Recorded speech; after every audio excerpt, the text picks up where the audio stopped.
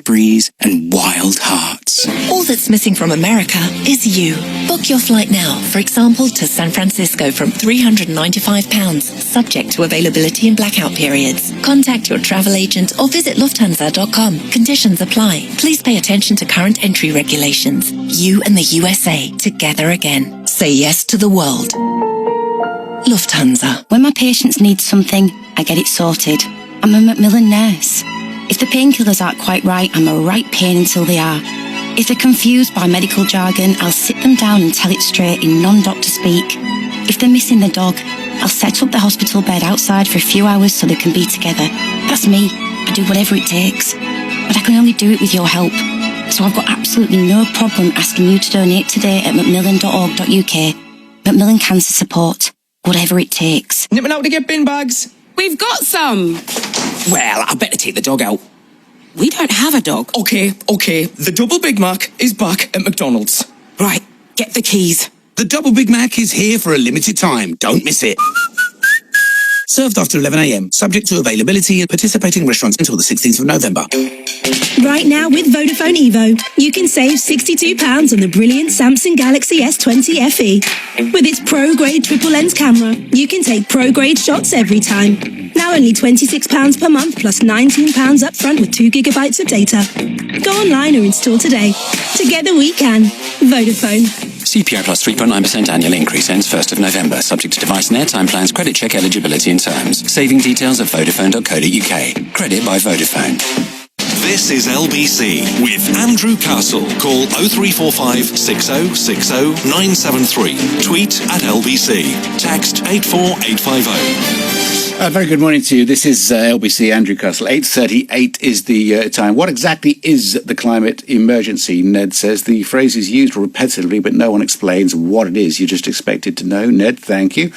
It's a good point as we talk about this. I mean, the assumption from people who are totally convinced about all things climate change and are convinced of the radical measures that are needed to reduce emissions and to bring global temperatures down, their assumptions of their rightness in their calculations and their costings, and the knowledge as well. It can be irritating to people who aren't quite so up to speed with it as they try to gain knowledge.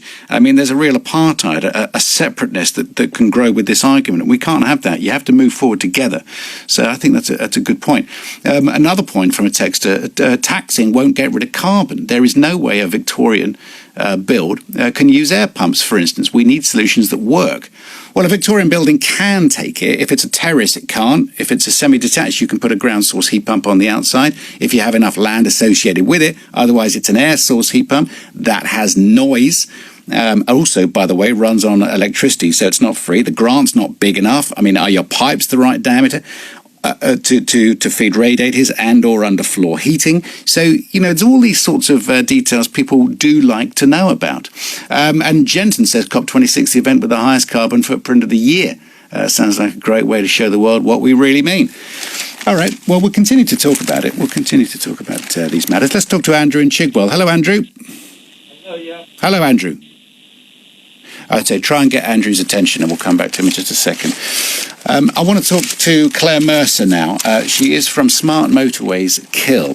She's raised nearly £31,000 in her battle to get Smart Motorways scrapped.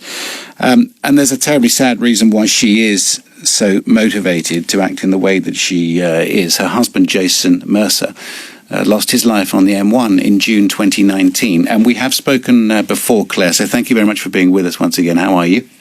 I'm okay, thank you. Are you? Yeah, not too bad, thanks. I was looking at. Oh, okay, well, firstly, do tell us what you're planning today or soon.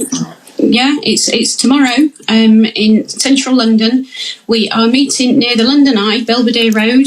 We are carrying 38 full-size burial coffins across Westminster Bridge to Parliament to embarrass the government, basically, and to really force home the message, the death toll of these smart motorways. I mean, 38 is the accepted figure just between 2019 and 2014, and that's the latest figures they have, 2 years out of date. I don't think my husband's even included in that figure. So we're then going to give speeches outside Parliament. answer questions, meet with media, and then we are going on to the Department of Transport building, about another 10 minutes walk away, and we're going to do a static protest outside there as well. And none of this is going to be disruptive or involve any glue of any sort, by the way. No, I know. What happened to Jason? He had a minor collision on the M1, junction 34, at a sign that said no hard shoulder for 4 miles. 2.5 years ago, we knew less about smart motorways than we do now, so I don't even know if he knew what one was. So the only information he had was no hard shoulder for 4 miles.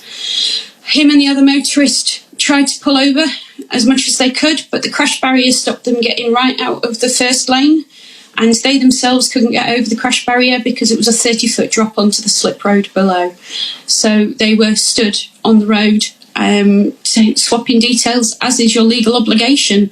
I don't even know if they knew what the gantry very close to them was, but they probably assumed it was working and doing its job.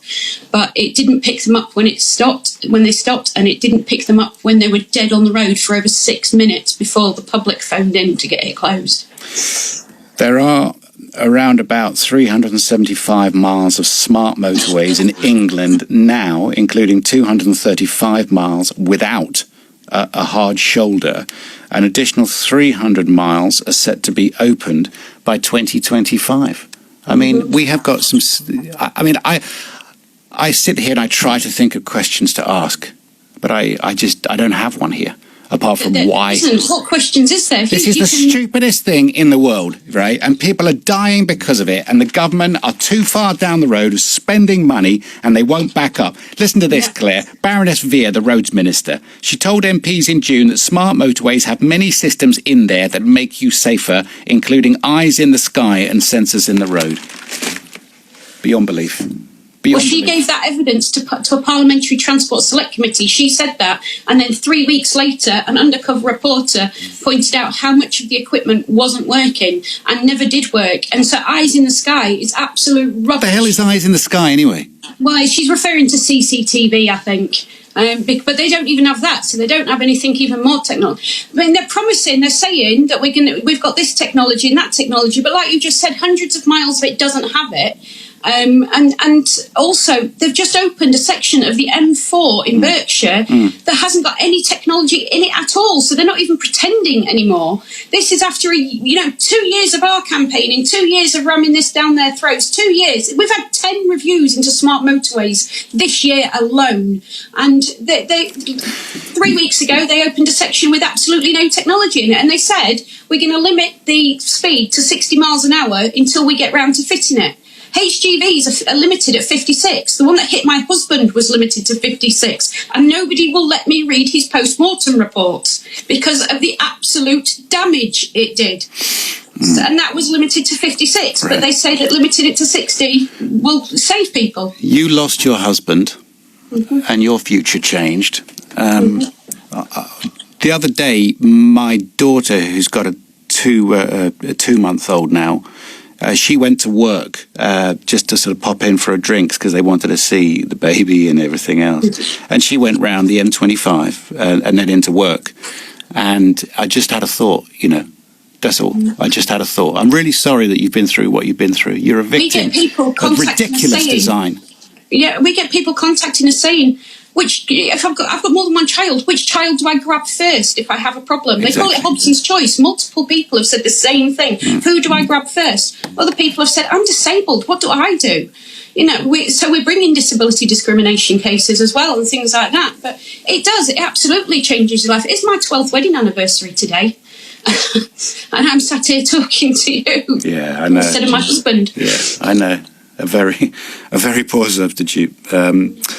Sorry about your loss, and good luck. And you setting off tomorrow. What time are you setting off with these 38 coffins?